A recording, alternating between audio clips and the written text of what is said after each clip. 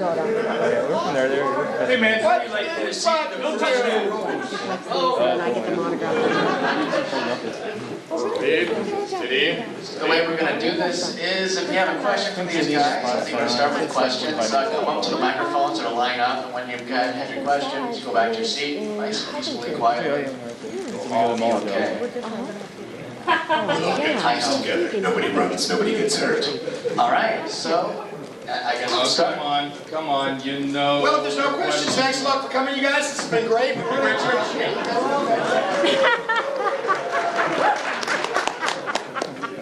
All right, fine. Be that way. Shall we introduce ourselves? Let's do that first. Yeah, like you do. My name is Trax, and I'm a botaholic. Hello, Trax. Hi, Trax. Dan Gilvezan, as you may or may not know, and I performed the role of Bumblebee.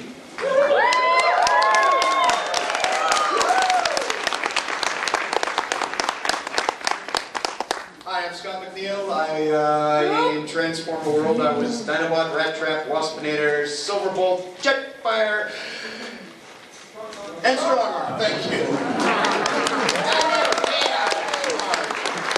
Hey, you know, someday this kid's going to get a foothold in Transformer world. I want to try. I'll do my best, sir. I really want to know what this button does. Don't do that.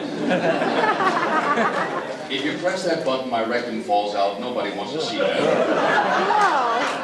Nobody wants to hear about it either. Camera's ready. All right.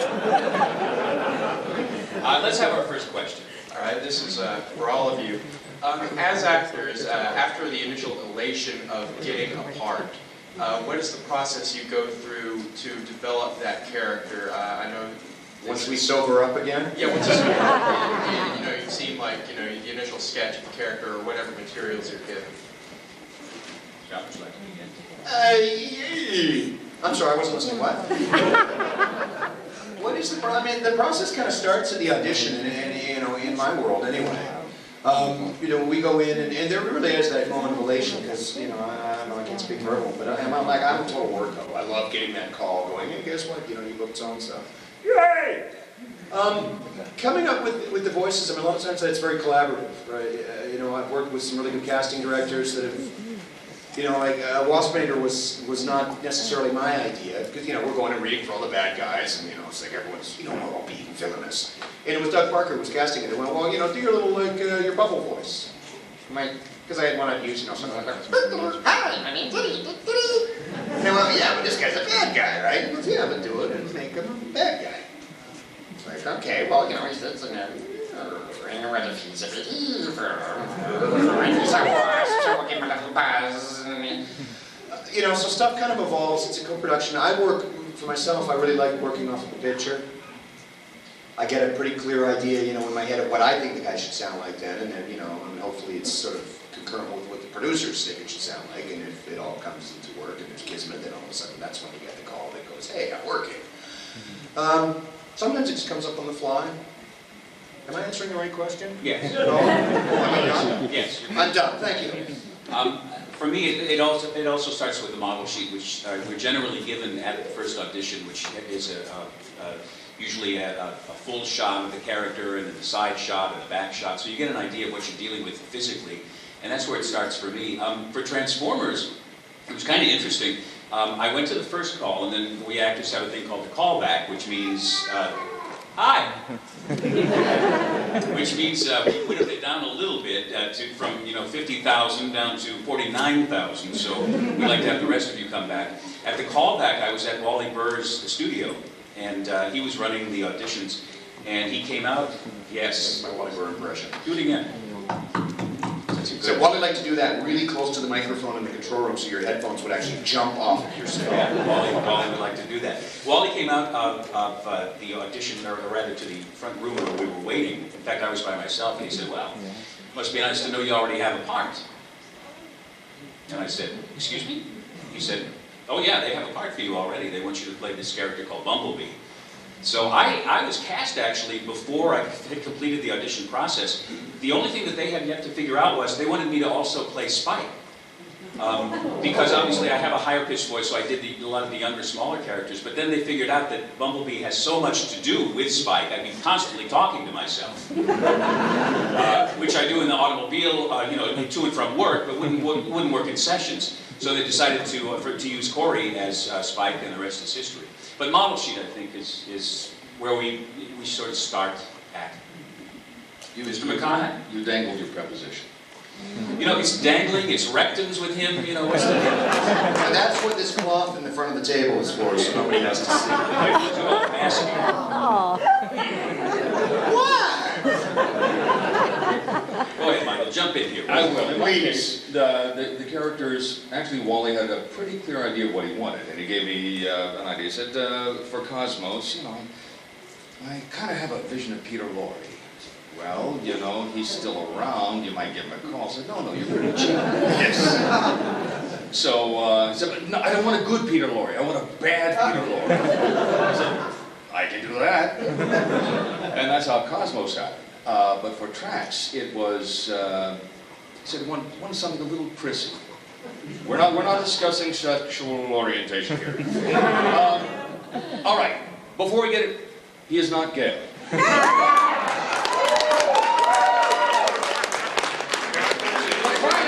He's a machine!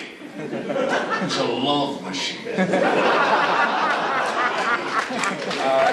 So we came up with something called a Harvard Lockjaw, which most people think is based on Jim Backus. Jim Backus did do something like that in First and Howell III. But the prototype for me and Trax was an actor named Steve Franken on the Dobie Gillis show. He played Chatsworth Osborne Jr. And if you're not watching Nickelodeon, you're not going to have a clue. But that's what Wally wanted, and I looked at the character sheets and all that. I don't, when I was working, I wasn't playing the metal mass, as some people were. I'm mentioning no names, but people who aren't here, but who've got really deep, gravelly voices. I always, in my head, had an image that is very humanoid, and that's the way I played it, coming more from a human center. The soft, creamy, or is that the screaming center? Next question. Yes. All right, it's really cool seeing all of you guys here. Personally, I don't see what's so bad about Trax being gay. I think that's great, but and this. Well, he's also not straight. Yeah, I guess. There was that like carjacking guy Raoul or something like that. But anyway, this is for Scott, and I just want to congratulate you again on quitting smoking because I know how difficult that is. Thank you. Sometimes entire seconds go by where I'm not obsessing about that. Yeah, and my question is, you did Merman on Masters of the Universe, right? And he sounded just like a really sad Waspinator. I know. I just It wasn't my fault. Well, I wanted to challenge you. Can you do Waspinator and Merman griping about their jobs? Who's going to know who's which? That's the challenge. Oh, what at least you get to stay dry. Now, stump the pedal. Which one was that?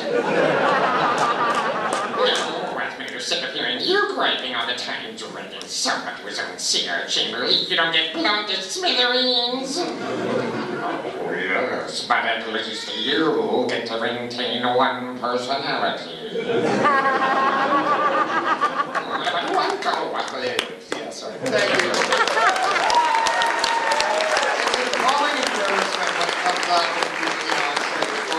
because that's what the producers were there at the first session, and they went, oh yeah, we also want you to do this, and I'm like, okay, cool. And there's this guy in town named Ted Cole, you've heard of him if you've heard any of the stuff around, and he does this thing where he sounds like his head is in a 5-gallon water bucket. It's the most astonishing sound I've ever heard. And I was shooting myself in my own foot, but I was going even to the auditions, I went, you gotta have Ted play this character.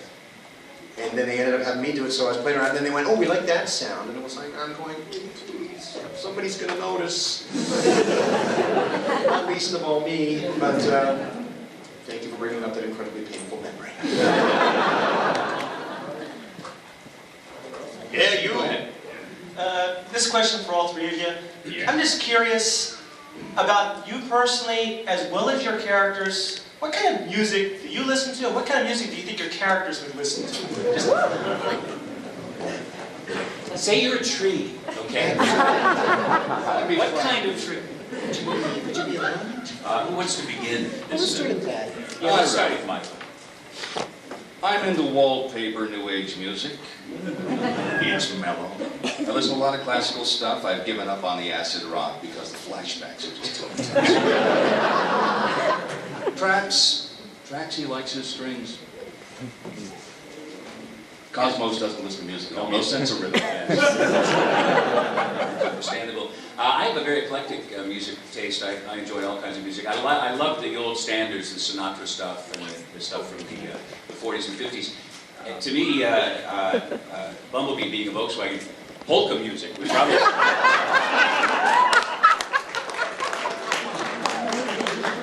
Eclectia seems to be sort of the genre of the day. Yes. Because I'm the same way. I mean, I've seen AC/DC in concert 4 times now, including the first time in 1977. I also worked for the Vancouver Opera for 4 years. I listen to a lot of anything. Even both kinds of the good stuff, country and western. I like country western. Dust the hat. Just covering up the fact that there is no top to my skull. You know what? I can't even answer that thing about the characters. I just don't know. You don't have enough time. Well, no, we don't. Problem. This is what they would. Now, if you've got recorders and you play that back and you slow it down really slow, it's a complete and comprehensive list of all of the various. Thank you, Scott. Thank you. Yes. Hi, for all of you, how much time do you have to really settle on the voice of a character? Like after they show you the materials, if you can't bring him to life in X minutes, are you fired or something? There's a button. Yeah. It's a trap door. And a trap door. Right down to the bottom. You got to be pretty fast with this stuff, and that's most of us. I don't know, but I'm sure you guys have some improv training in your background. Most of us are pretty quick on our feet. Oh.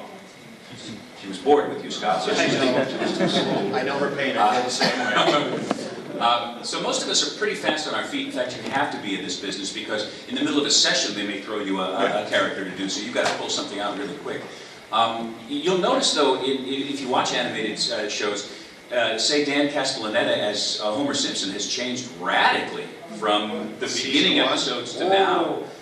So there's a real progression sometimes when you're playing a character. Usually with guys like us, we got to lock on pretty early, but you can even listen to some of the earlier Transformers and some of the later, and you'll see some differences in a lot of the characters as you begin to explore the different colors of the characters. Yeah, absolutely. Some of that comes from us and the natural change you get over time, and some because the writers, they see what you're doing and say, oh, yeah. And they start molding the character, and the actor and the character start getting more and more congruent. Am I allowed to say that? Yes.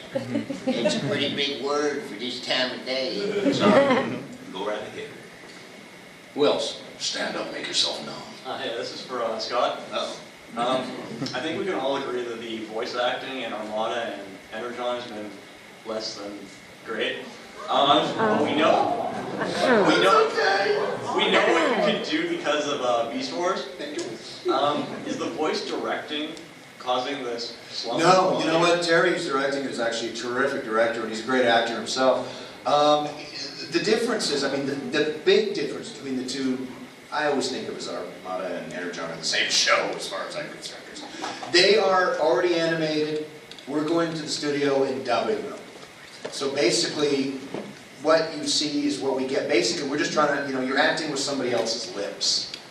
There's no room for any real character development. There's no room to make Jetfire doesn't have lips. This is one of the benefits from my point of view. If you're doing looping and dubbing, always try to find a character that's either wearing a mask, has no face, or has no lips. But I mean, we're kind of stuck within the parameters of what already existed, and you're going in one at a time, and just I never know what's going on in the scenes. Whereas Beast Wars, we recorded sort of in a North American style. The whole cast was in there. We were improvising. We were doing stuff. We were coming together, and the writing on Beast Wars was so exceptional. When Larry and Bob.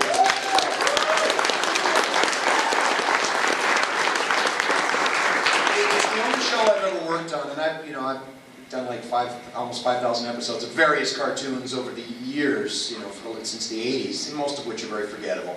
But Beast Force is the only show I ever worked on where I really became quite a fan of the show.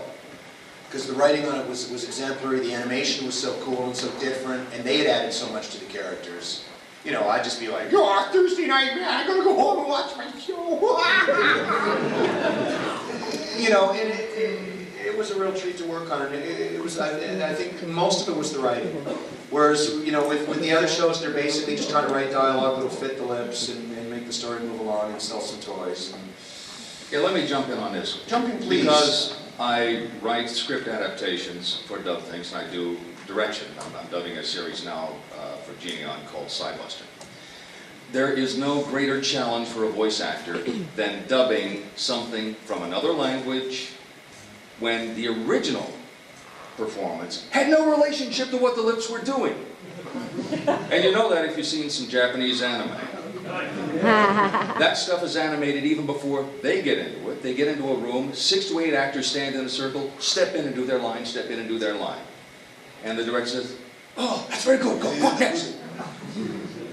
And of course you've got the 6 standard Japanese voices. 3 of which sound the same. Yes.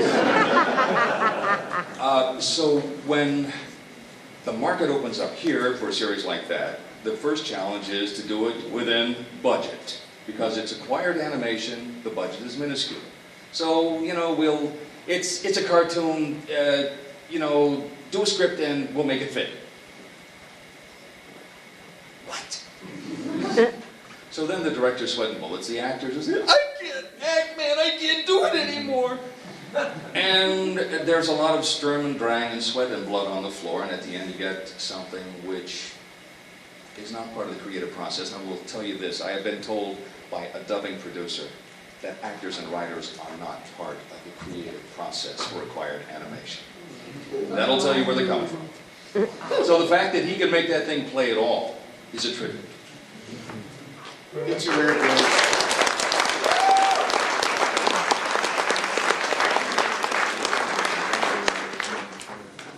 It's fun when you get this paragraph and something, because I like Dragon Ball Z and I work on all the other stuff, and you got this, it's like, okay, I got this great read, it's like this paragraph dog, it's gonna be really funny, and then it's like, you're watching the screen, beep, beep, beep, and the mouth goes, shut. We're going to need to do a little rewrite here. I have a couple questions for all of you. One, Scott touched on this somewhat. To what extent do you become fans, or at least how much do you watch the shows that you've worked on, just in general and Transformers in particular? And also, when you watch those, on Transformers, they tend to do a lot of, post-recording flanging and other alterations of the voice. And how much does that affect your perceptions of how your own work comes out? And that would be especially true for the G1 characters, where all voices were heavily flanged at some point in the production process. Let me step in here if I may, please.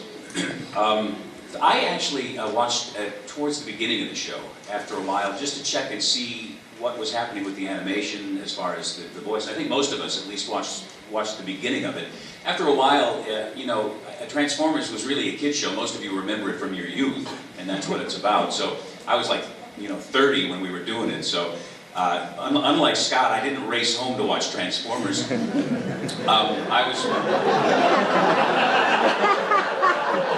I was watching adult shows at that time. Partridge Family. Yeah. Themes going on in your show. I understand. That's right. Not just for kids. We'll get to you in just a moment. So I watched some of the first episodes, and as far as the flanging goes, something I noticed. In fact, I just got the first season, that wonderful compilation that Rhino did, that we received no remuneration. Well, that's because it's now owned by a German company. Michael will get into that later because he's very upset about it. Definitely. But the Decepticons were more heavily processed than the Autobots, if you notice, because the Autobots, I think, you needed to relate more to them. So it never bothered me that much. In fact, it added a kind of a nice dimension, I thought. The 5th dimension. Oh, sorry. No, I watched the first few, as Dan said, but after that, Basically, the life of an actor is a harried one. I didn't have time to look at what I had done. I had to go find something else to do. And that's the short answer. Good point. If we're not working, we're looking for work. That's why I look this way at the age of 23. That means you were 3 when you were doing the show. Absolutely. Wow. He was gifted, very gifted. Shy. But you were very short. Let's hear from the older generations. Yes. Or the newer generations, I guess. Represented here by Scott. Oh, I'm sorry, I forgot the question again. I've got no attention span. It's like, Did you watch Processing I Flanging? You've already established that. Do you like the flanging? Huh? Do you like the flange? Yeah. We did not have flanging in our generation, I'm afraid. It's old technology, I fear.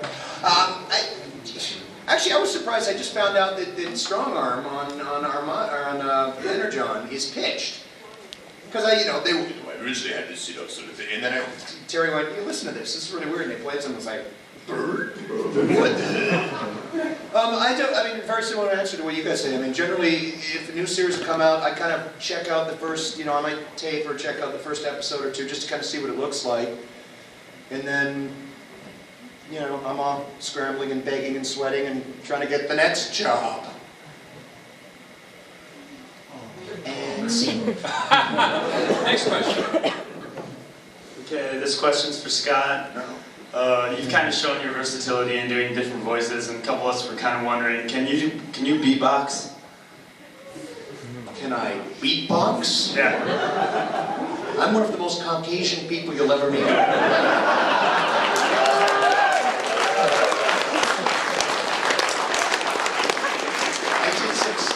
Promos for Warner Brothers when I was doing X-Men, and they had, for some reason, this guy came up with this concept that we would have a series of Wolverine rapping. It was not a pretty picture, I can tell you that.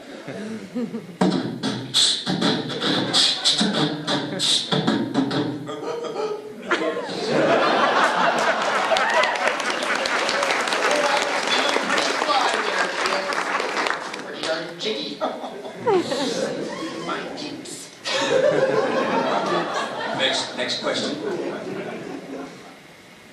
Hi, Dan. Hi. Okay, quick question. Just gotta know. Bumblebee versus Wheelie. Who'd win in a fight? Bumblebee. Yeah, I gotta go with Bumblebee. I mean, Definitely. Yeah. Bumblebee has a gun. Wheelie has a slingshot. Yeah. Without an eye. My money's on the little guy with all the heart. Hey, he Amen. may be yellow, but he's no coward. Amen. Thanks. I was going to wear a Hawaiian shirt today. Apparently you didn't get the memo, did you? I'm out of the loop. All right. Hi. A couple questions. Real quick, I want to know, if you were approached to work on the new movie, would you be willing to do voiceover works? Absolutely not. I hate this. At the very beginning. Prostitute myself like that. We're way beyond that now. Are you kidding for like, a scale payment, residuals of what's going to be an incredibly multi-million-dollar raking in kind of Not to project? mention being true to the characters that we began with. We've, all of us, and I've spoken to Peter, and I just saw John Stevenson the other day, and Michael Bell I see frequently. Believe me, all of us, from the first generation at least, would be thrilled to do the film. And not strictly...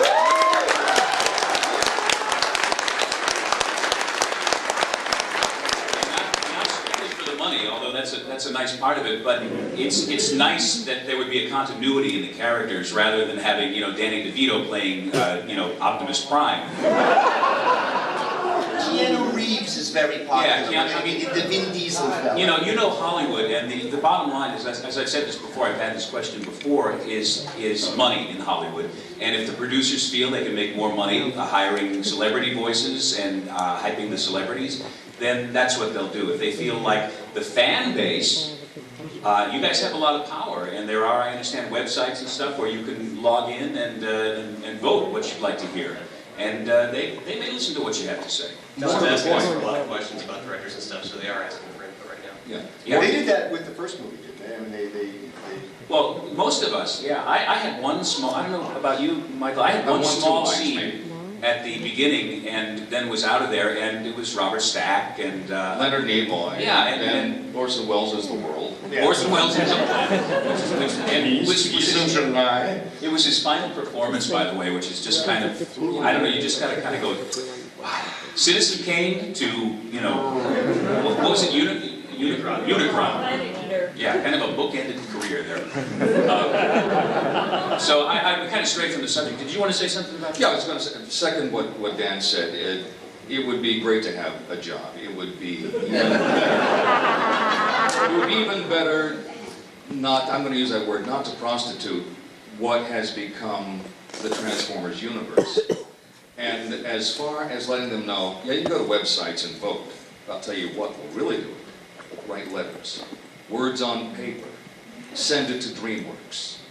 Believe me, there's going to be addresses available.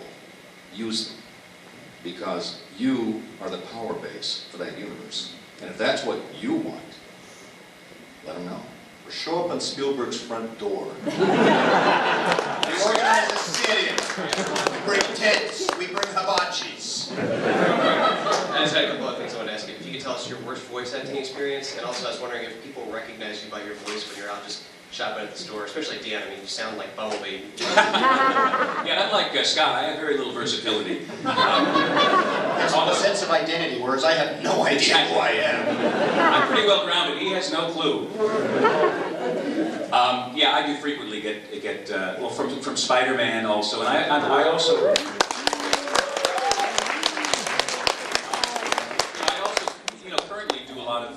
Radio and TV voiceovers, so it's kind of out there a lot. But I get a lot of, do you know who you sound like? Let's all say it together. Alan Alda. I don't hear it, but that's what everyone tells me. So. Scott, what about Scott? It'd be impossible to my eyes and just. Now, Scott, you're not going to have that problem because your characters are so wildly different. Yeah, there have been very few times in my life where I've ever been hired to use my own voice, largely because I think there are a couple of guys that do my voice better than me. Because I really have no knowledge of what that is. No, I've never been, like on the street. I've done some, I've done film and television stuff too, so occasionally you get somebody going, you're the... It's fun to use your voice and play around. I've been stuck in like a lineup at the supermarket and just get out of my way. 4 hours over, just going. I'm so sorry. Oh dear. Oh, he's just, What was the first part of the question? I don't remember. The worst voice acting. Oh, the word. Oh, word. You know what? I mean. God bless Wally, you know what he's like. Yeah, that would have to be my worst. We did, I did a show years ago called Conan the Adventurer. Oh, yeah. Sorry. And Bucky were in the Total Wars. There was a few that Wally directed up and some of the G.I. Joe. But Wally is a striver for perfection. Yeah, that you could put it that way. Nobody cares more than Wally. I passed out in the studio twice with him. Where we did some stuff where there's these weird skeletal warriors we did, and they were all very wispy. And we did this thing where he just, he was like doing the Leopold thing from the Warner Brothers cartoon, going, keep it going, keep it going, keep it going. And just, the world suddenly got very small, and Wally was the only guy I've ever seen to reduce grown actors to tears. And Scott is not exaggerating. No. I mean, it was unbelievable to see, and not to take anything from Wally, because he produced some great stuff. Man. Yeah, I mean, he got some great stuff. But I believe that Wally Burr was personally responsible for the 1987 actors' strike in Los Angeles. Where, among other things, the animation actors were asking for a 4-hour day because Wally was taking 8 hours, 8 full hours to do a 22-minute episode. That's after the intro and outro and the commercials are accounted for. That's a long time. Guys like me were not having that. We refer to things as a crescendo. And what exactly? A crescendo is, any line that has to come up on the end. A crescendo. Oh, that's excellent. Thank you. Is that you, Spider-Man? Well, it's good to know. You can have it. Dragon Ball Z was another one that was just brutal, so don't sidetrack here. Because just of all that, I mean, it was just endless screaming! I'll shake my eyeballs at you! You'd be this, no!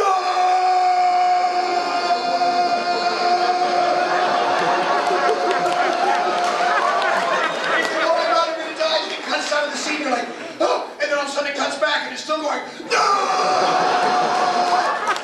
Dubbing, you have no idea what's coming up. So you sort of take a deep breath and you hope, and there have been several times in there too where suddenly the world will get very oh.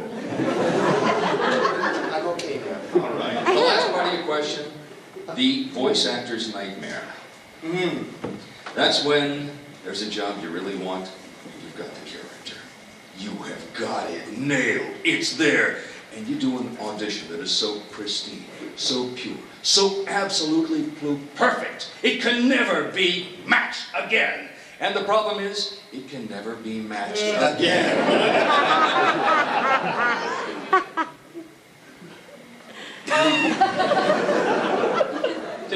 Take a minute. Actually, no, I did have some revenge because I was directing a video game for a company called Interplay who ran themselves so badly they got bought by a French company. And it was one of those Dungeons and Dragons things, and I had a chance to hire Wally, and I brought Wally in, and we did an audition. There was a character like this little gnomish, ogreish thing, and he had this wonderful little raspy character with a lot of humor and everything. And we came in for the session. It was gone. We played it for him. Wally, why it's like this? No, bring it down, bring the humor.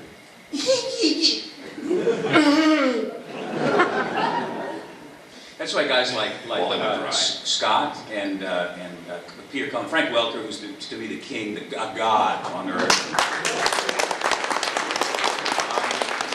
are so good at what they do because it's like, do you want to hear the reference tape from your audition? No, I think I remember. I mean, these guys are just bang. And I mean, I heard you the other day going into all your characters, and it's just like dropping into a groove. So that, I learned all that stuff from Sue Blue. Sue's great. Sue was my first director ever. I adore Sue. I'm working with her right now, too, on a show called Dragon Booster. And Sue, you know, she's going to grab a phrase. This is one of the little sort of tricks of the trade that Sue's so good at. She's like, you know, when you get a character, when you kind of lock it, just grab like a little, she could first, it's just like a little signature phrase. Something, because I mean, God knows we get lost a lot. And especially if you're doing multiple voices, you know, and it's early in the series, you can kind of like, oh my God, what do you sound like? And there's just, you know, like a little, you know, oh man, boom, Rattrap. You know, so you can kind of just play that in your little mental Rolodex and get yourself back in. Maurice LaMarche, every time Maurice is great. Just every time before he records something, he does Orson Welles. Yeah. I've heard the Orson Welles outtake speech from him about 1,000 times. That's his ultimate warm-up for anything. Peas in July? So yeah, exactly. And peas, yes. Peas, perfect peas. Yes, next question, please. You already alluded to it a little bit earlier, but I was just wondering, in this industry, money is the almighty, you know, worshiper. With acquired animation, do you, in the industry, inside, see an end to that and more going back to kind of radio drama kind of thing, or is acquired animation here to stay for a long time? Long time. It's cheaper. Yeah. Yes, and actually it's getting worse because now the Japanese, and that's where most of the animation is coming from, have discovered just what a market is here. And so their license fees are going up, up. But the production budgets are staying the same or being reduced. There's a basic inequity here. But there is still enough of a profit margin, and will continue to be, that acquired animation is the wave of the broadcast future because you have this cable. How many channels do you have now? Don't count the satellite. Gotta feed that beast. Which sells just as many toys. So. Yeah. But it makes shows like Transformers, when we worked on them, and the other ones you guys remember from when you were young, that much more special, I think, to all of us. It's like, you know, you think about the golden age of animation, that kind of stuff. They're never going to do it that way again. So it makes those memories, I think, all that more special. That was my special moment. That was a very special question. I feel special. Our next question. All right, originally I was going to say 2 questions, but I think Scott pretty much answered one of the 2, which is it confusing sometimes to have doing multiple voices? All right, the other question, which I'm directing towards Dan and Mike, and I specifically point you 2 out because you've been around literally since the beginning of Transformers for us. Are you both surprised that it's had this much influence and, for example, that you have an audience this huge just waiting to talk to you right now? Endlessly astounded. Yeah, amazed. And my appreciation knows no bounds. I keep saying this, and it's quite true. I mean, there's a Transformers universe, and if not up here, it's out there. You are it. And if it were not for you, we wouldn't be here.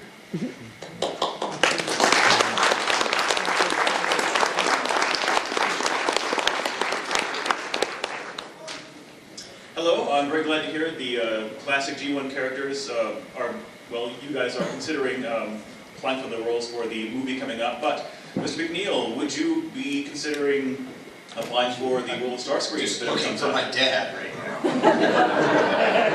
That's one of those situations, you know, I always have this great fear that it's going to be, well, we're going to get Rick Moranis to do it anyway, because, you know, it's a name, but I can't tell you how many times I've been replaced by him. It's just weird. I mean, that's one of those, like, oh my God, would I ever be honored moments. You know, those don't come along often in a lifetime. I mean, I very briefly stepped into Chris's shoes after he passed away, and I did a very brief stint as Cobra Commander.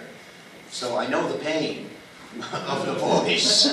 I don't know. I mean, right now it's my good friend Michael Dobson is doing the Starscream for our Transformer thing. He's also, oddly enough, doing Cobra Commander for the new G.I. Joe stuff we're doing. So I mean, you know, by rite of passage, whatever. I mean, would I, if it was offered in a New York minute? I would be, you know, those, like I said, those things don't come along. And those are the ones in your career where you kind of go, I just got to play Foghorn Leghorn for Warner Brothers. And I was like, nice. Oh my God! Would I? You know, that's a man I consider to be Mel Blanc, I think, is the definitive voice actor. You know, he was so much more than just a guy who made voices. I mean, he made characters, which I think is what a good voice actor does. You know, he didn't create sounds, he created personas and personalities. So, you know, that's something that like guys like you, guys like Maurice, and guys like Phil, you know, that's what makes them good. So, and yeah, what Chris did with it was such an amazing thing. I mean, that's kind of stuff I grew up just going like, whoa, that is so cool. Cobra! Ow! Dinobot was actually an offshoot of him. You know, I mean, still from the best. You know, that started off as when I did that, and then I went, well, if I bring that down like 2 octaves, it becomes into a range where you can, you know, we can start to work it a bit. And so basically, I mean, if you sped him up, you would end up with. So would I? Yes. Will I likely get it? That's great. So remember, camping out on Spielberg's front lawn. So while 3 of you, I assume when the news hit, hopefully all have agents out there pounding the streets, knocking on doors. Oh yeah, agents work really hard. Yeah, they're usually... Well, especially, I mean, you know, internet, no, they don't use that. They go out, they knock on doors. They're standing by. Let me just say that. They're by their phones at this very moment. They also have to pay me in Canadian money, which confuses people. So. That's bright colors. It's pretty. It is pretty money. It's pretty money. I didn't bring any. I'm an idiot. Usually I do. And Canadian cigarette packs are usually fun too, because they got pictures of like diseased lungs and rotten face. They honestly do. Droopy cigarette. Yeah. Oh, the droopy cigarette is a good one. Cigarettes can cause impotence. And here we go again. Hi, I have well, first I'd like to thank you guys for coming out here, and when I hear your voices, it's like I can picture the characters in my mind, and for that I'll always be grateful for that. And for that we're grateful. I'm loving listening to you right now. Seriously, I love, you know, you hear those ones, you just go, oh my God, that's brilliant. Right. How can I steal it from him? I have a question for Dan. In season 4 of Transformers, when Bumblebee became Goldbug, did you have to make any adjustments to his voice or personality, or was he pretty much the same person? They wanted a little bit more masculinity behind it, a little bit more take charge. I mean, Bumblebee was always a plucky little guy, but I tried to add a little bit more maturity to the voice, I guess. It's all that gold, You know, if somebody blinks you, man, you're gonna think about it for a second. Wow. So there was a tiny adjustment, not a lot, and I have to say that and people have asked me this too, which do you prefer? The little yellow Volkswagen is Bumblebee. I don't know, Goldbug, fine. I'd like to go back to Bumblebee again.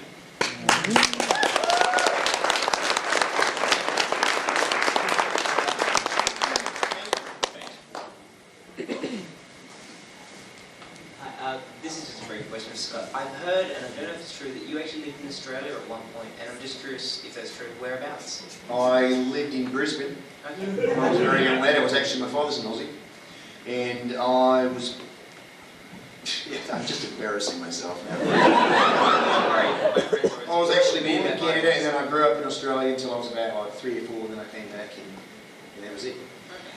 No, so I'm from Perth. Right. So, yeah. There's a couple of Aussies here. There's a young woman here that I was talking to earlier who's got, I mean, she's got like the big, broad, sweeping, wonderful, you know, how's it going there, mate? Got a beautiful blowy accent. Yes, I was wondering if there were any of the characters from the Transformers series you weren't involved with that you would have liked to have done, and also if they ever do a commercial release of the Japanese series, would you be interested in being involved in voices for those? I think I'm already in voices for the Japanese series. We call it Armada and Energon. Robots in disguise. Robots in disguise. I was referring to the Master Force, Headmasters, and Victory. I think it's one of those like work. They'll happen. Like us to work things. Yeah, I think what happened in the original series, certainly, you know, it's toy-based, so the more toys they came up with, the better for Hasbro. So they were constantly coming up with new designs, and that meant new voice actors, and that meant phasing out some of the older ones. And I would have loved to have gone on, to continue the character throughout, some more of its incarnations, but that wasn't Hasbro's idea of good marketing. The toys not selling lose the kid. Exactly. Yeah, exactly. Yes. Hello, my question is for Dan Gilvezan. Putting aside the name Bumblebee, what was your initial reaction to your character being a more kid-friendly character rather than the more warrior-like Autobot? And how do you feel about Bumblebee being perhaps the second most fondly remembered Autobot after Optimus Prime? I'm honored, for one. Honored and very pleased. I think part of the reason for that is exactly what you put your finger on. He was the smallest, and he had a lot to prove. Most of you guys were watching it when you were little. And when you're little, you got a lot to prove. And I think people, the kids looked at Bumblebee, and certainly, and also his relationship with Spike. Spike sort of represented the audience as well. So he's bonded with Spike, which basically he's bonded with you. So I think those two things combined to make him popular, and I'm just really grateful I was cast as Bumblebee and not as, I don't know, what's a more obscure character that nobody even remembers? Yeah, see, there's a lot of them. There's a lot of them. So I'm really fortunate that happened, and I'm glad to be here to see all you guys too. And let me just add, I'm going over some of the questions. Oh, is there any questions? You want to present it? No, I can't conceive of Bumblebee with any other voice.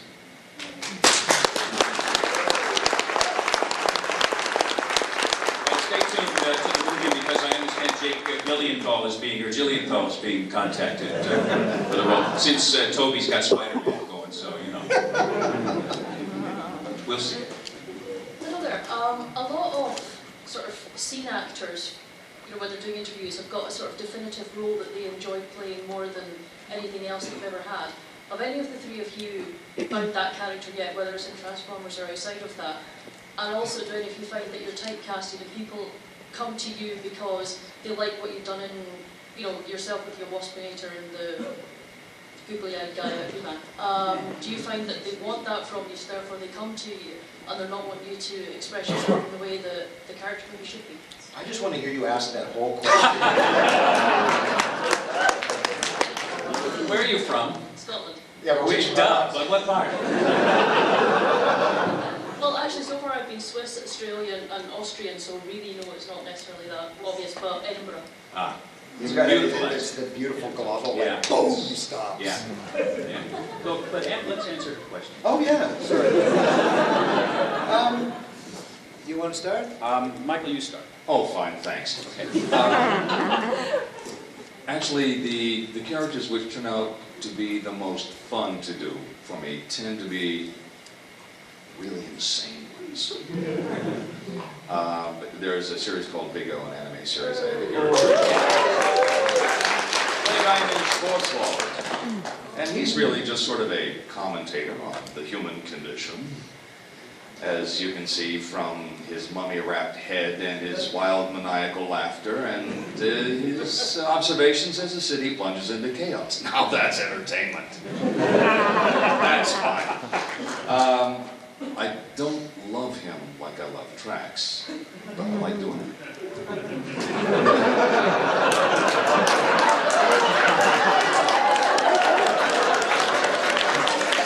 You want a chance to rephrase that? I stand behind my words. Yes, I am. So you use it. That ain't all you stand behind. All right. There are children present here, and Scott's very, very, he's very impressionable. I heard some words the other day. Yes, we'll discuss that later, Scotty. I have great fondness, of course, for Bumblebee, but I have to tell you, my absolute all-time favorite is Spider-Man.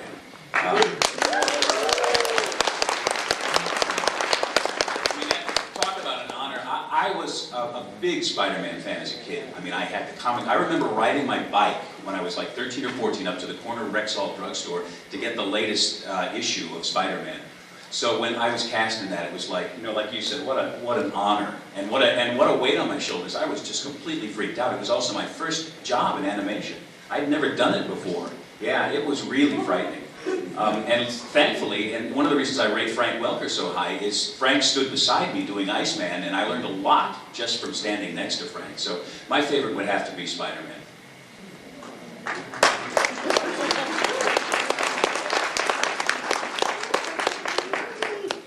Now you have to tell me. Oh God, they're all my children. I love them all deeply and equally. I mean, I get asked this a lot of conventions, and I go to ones that aren't just Transformer conventions and whatnot. The weird ones are the most fun.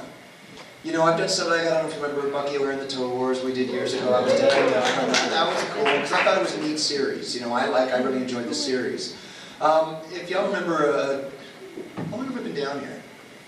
I've said the term y'all about 4 times. So there I was up in Canada. There was a show we did called The Wacky World of Tex Avery. If you happen to see it, there was a sequence in it that was involved Freddy the Fly and Amanda Banshee, this old spinster woman.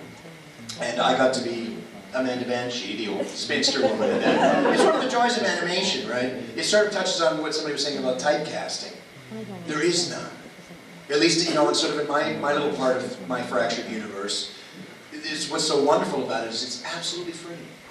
There's nothing you cannot play if you can make it sound right and bring that character to life. So it's a gas. Duo Maxwell from Gundam was fun just because, it's like, that's how cool I wish I had been when I was 15. All the DBZ stuff was great. But even at anime conventions, when I get asked that, I always end up coming back to going the absolute best show I've ever had the chance to work on. And there's been some good ones and some bad ones, but it was Beast Wars. And again, and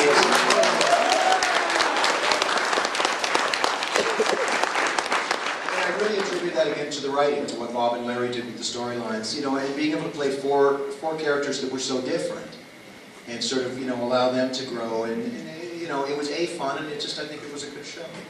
I haven't done anything since anyway, and as far as absolute #1 favorite, Waspinator was fun, and Rattrap was a gas, and I loved doing Silverbolt, but I think Dinobot was the single best written character, the single most complex.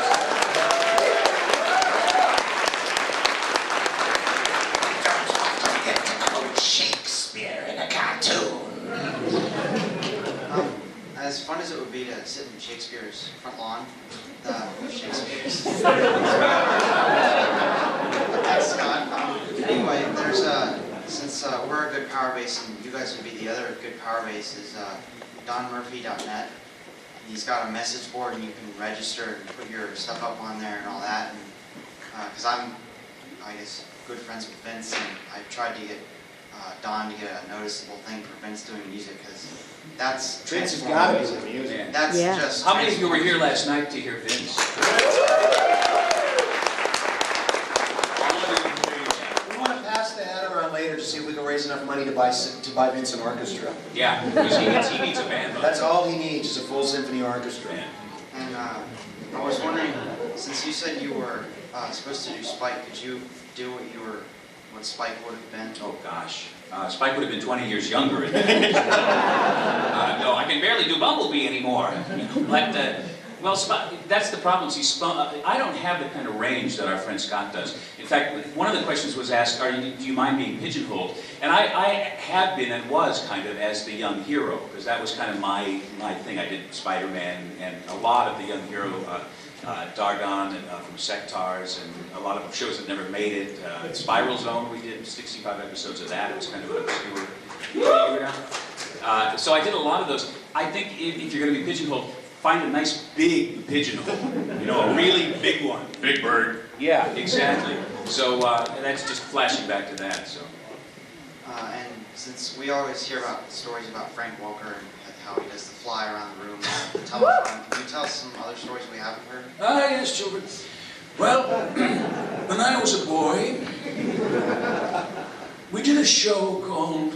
Well, it was complete chaos in that recording booth, and Michael will tell you, Michael would verify this. I mean, there were so many characters at one point, they had to devise a system of an intercom system, where the people who were not involved in the scene that was being recorded at that time would wait in the outer lobby and wait for their names to be called, because there were so many freaking people in that 20 by maybe 20 by 10 recording booth? 20 by 12. 20 by 12. So you've got guys like Welker, you got Michael Bell, he's just a maniac. He's nuts, he's always doing stuff. He's like lighting your script on fire and stuff like that. Fun stuff. Frank is doing the fly, and they're looking, and Peter Cullen's Peter's a great audience because he's got that. He's amused. When he's amused, you can tell. There was so much going on in there. Michael, do you have any specific? No, I've already done mine. This is your chance. No, all right, fine. I did the phone. I will share a Chris Latta, a little Chris Latta tribute with you. Chris was absolutely amazing with his voices, and I listened to a couple episodes a couple of weeks ago, as I said, off the DVD, and I was just amazed at Starscream. What a great character that was.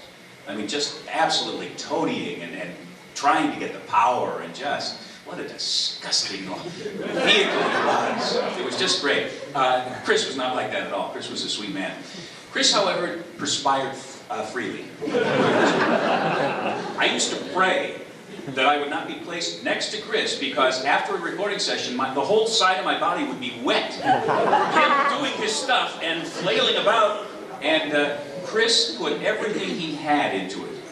So that's my Latta story. It's that I'm sorry it has to do with bodily fluids, but well, yeah, basically they do, don't they? So that's my Chris Latta remembrance. Thank you, Chris.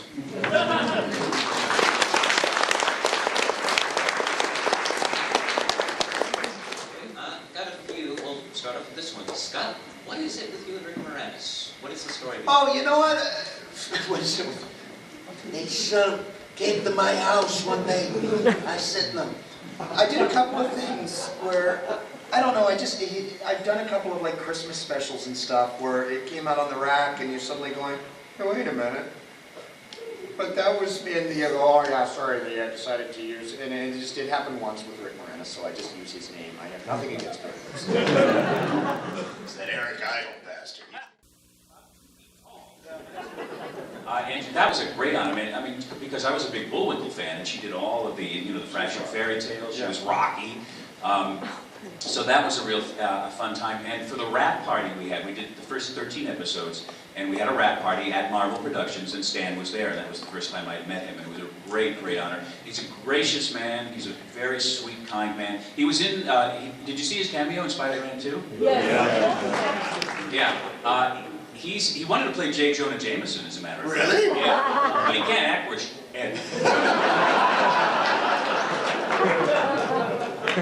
So they didn't give that to him, but very sweet man. And as I say, that was the thrill of a lifetime. I mean, I was just beginning my work in Los Angeles when I got that, so it was really overwhelming that I was given that opportunity. I was very thankful, and am very thankful for it. He's very hands-on. Stan also came in, and I guess it was the second season, and did narration. Yes.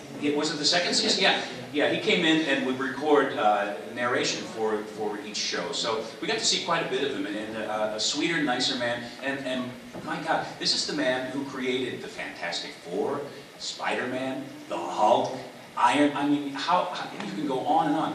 Unbelievable. He's like the Walt Disney of the comics world, as far as I'm concerned. So it was great. Thank you. And Scott, could you do some more Rattrap? My favorite character. People always ask, is there anything, do you do characters that like wreck your voice? And I'm going, I've done some stuff that would make a voice coach just like cringe, and nothing ever destroys my voice. There's only one thing I do in my whole life that wrecks my voice. That's coming to conventions. I always try to book like a Wolverine gig on the Monday, just so I can go in. That was my little Stanley thing, and saying how hands-on he is, because when we started doing X-Men Evolution up in Vancouver, I mean, he came up for the first couple of episodes just to, because it's he's not some guy that sits in an office and goes, I've got this, this empire, it manages itself. Oh man, we're all gonna die. That's Rattrap's positive little outlook on life. This question's for Dan. Even though you're best known for being Bumblebee, you're also credited as being the voice for Hotspot. I was wondering if we could hear that, especially with the... if I could remember what he sounded like, yes, I could hear it. Yeah, especially with the upcoming last Autobot storyline. I'm going to have to check some of the earlier episodes and then come back to you guys on that, okay? The only one I remember really is Outback. I'm sorry, say that again? Do it. Summon first aid. The female human is hurt. There it is.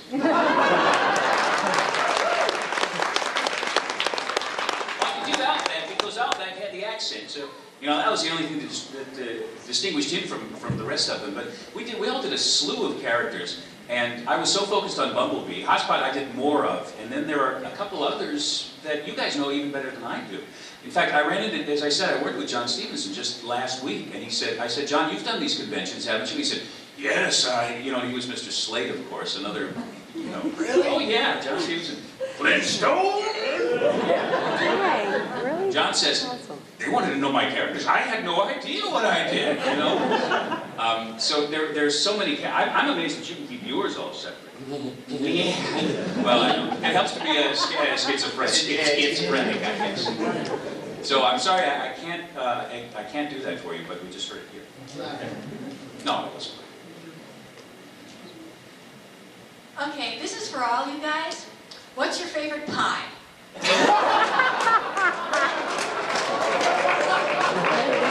And last, a question that makes some sense. We all like pie. Yes, exactly. We can all relate to that, can't we? Words is going to be punch and pie. Oh, lie. What's your favorite pie? I'm being good now, because I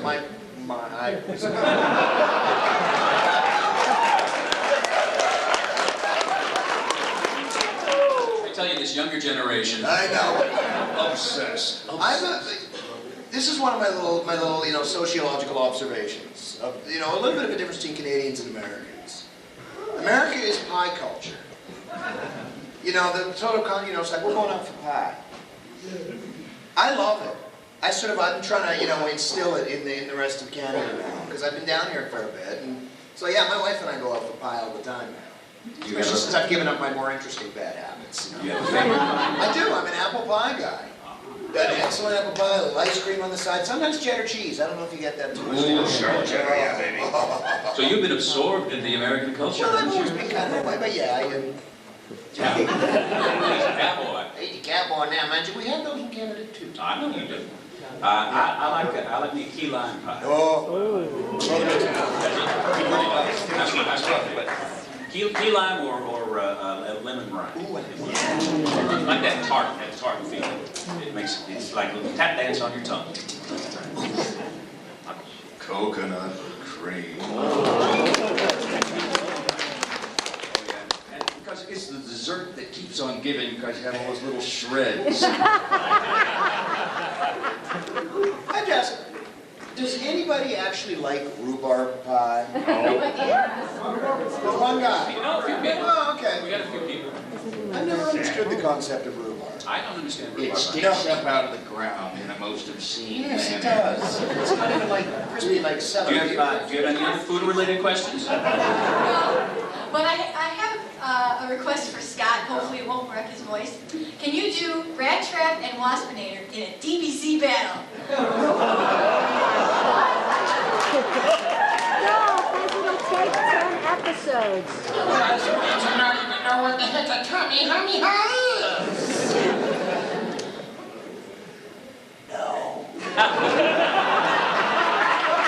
I'm sorry, I got nothing to give We're you. coming to the end of Scott's second day now. Yeah, I'm really sorry. Normally I would be all over that like a fat kid on a Smartie, but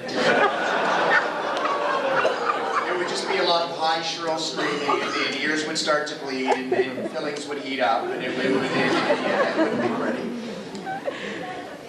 We have time for, I think we have to wrap this up at 2:30, so we have, yes, well, you can stay if you like. Okay. Scott would like to do some more autographs if you possibly I got no autographs. I know he's got more to do. People we didn't finish with. You know who you are. Very slow writer, this man. So we have time for, I think, maybe 2 or 3 more questions, so quick game. Hi, one of the extras I really liked on one of the Rhino DVD boxes was the interview with Michael. And like, I prefer like the original voices in animation, but I'm also a fan of Japanese actors as well. But I'd also just kind of like to see more of the kind of extras that they have over there. I mean, market's pretty different. They have like things like CDs, magazines, radio programs, and unfortunately, I guess there aren't as many adults paying lots of money to see these kind of things in America. But I just like to see more kinds of things like that in DVD boxes and such, perhaps for anime series as well. They're starting to. DVDs are really sort It would make the producers happy too. Yeah, we've done a bunch of stuff like that for the X-Men, the release of the X-Men DVDs.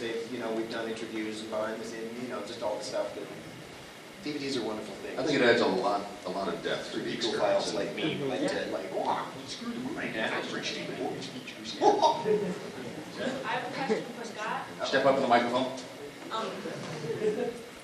You have great hair. Okay. Beast Machines has continued through Transformers Unicron, here is Silverbolt. And there's rumors of a Universe original animated video Would I yes? coming out. Okay. You're so desperately looking to make up for Beast Machines, or what we refer to as the bad thing. Please let us be Maximals and Predacons again. Let us make the bad thing go away. It looked cool. It really looked cool. Shame about the writing. Really? This is for all three of you. It's been an annual tradition for the conventions to do this. All three of you, could you do your Transformers voices, placing an order at the drive-thru pickup window?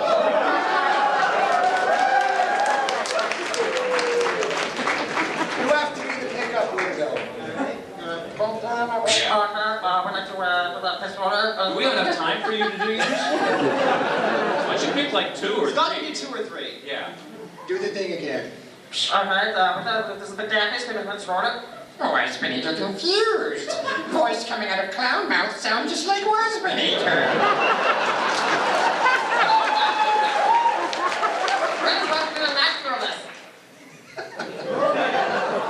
Sorry, I made myself giggle there. Not even tickling. No, I mean, I come in here, I just, get myself a standard order of freedom fries, I guess. Can we sell them? Step aside, fun. It's my chance. I'd like a quick order of deep-fried clone.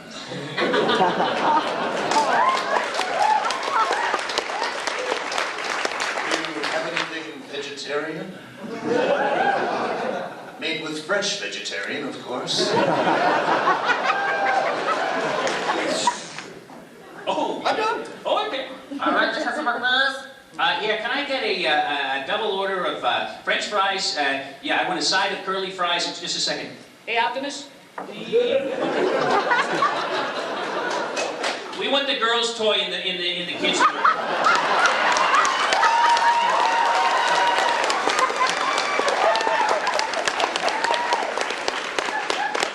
Nothing regular or supersized? Any way you want it. It's fine. Next customer, please. I'm not sure. Were these things... Were they done humanely? Oh, why? I'll order for you. Give him something, green.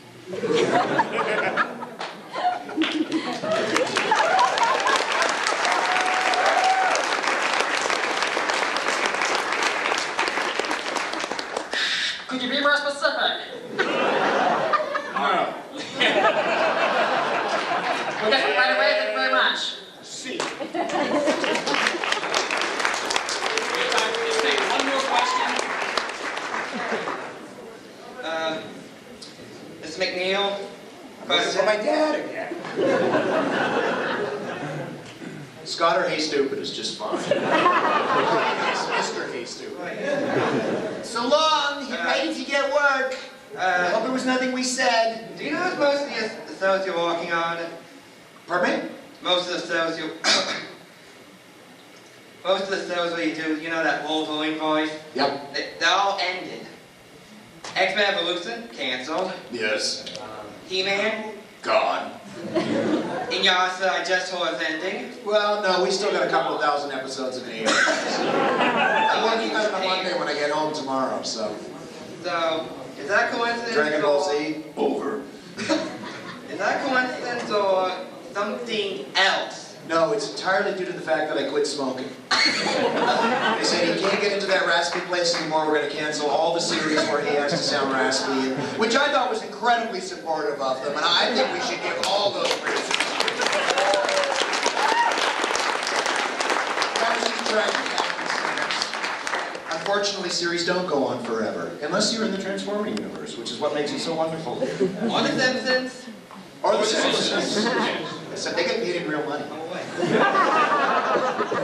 Okay, we're going to have to wrap this up very quickly, but before we do have a special appearance by Snoop Tracky Tracks.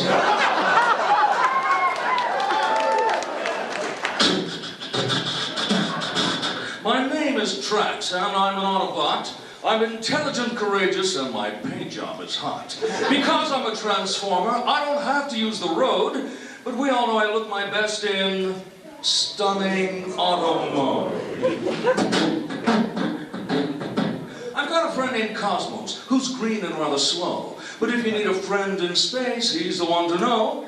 And then there's Prime, a chap who's got some issues in control, since all he ever seems to say is, let's transform and roll.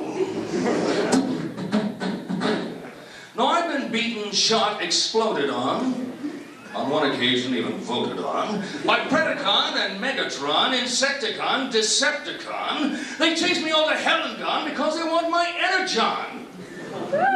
I can tell you all right now, I'll just be happy when they're gone.